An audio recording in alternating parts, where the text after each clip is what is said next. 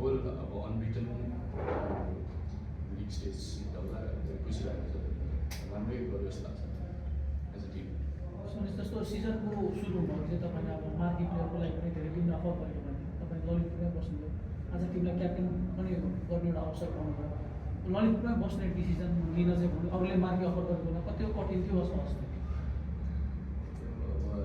अनि एउटा म सानैदेखि ललितपुरमै हुर्केको भएर अनि एउटा मनदेखि नै ललितपुरमा छिटै लगाएको छ भनौँ न, त्यो कारणले नै ललितपुर नै चुज गरेँ मैले एज अ रिटेन प्लेयर।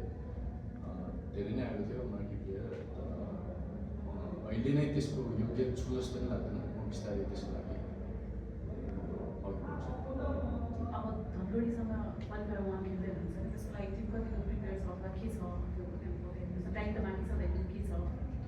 हजुर, अब सेमी फाइनल हो सबैले चाहिँ अब आज बस्ने पनि त्यही अनुसार खेलाउनु रेस्ट दिँदै स्क्वाड रोटेसन पनि भइरहेको छ, त्यही गेमको लागि फोकस छु म।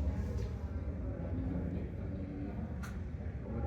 टिम रेडी नै छ फर द सेमी फाइनल।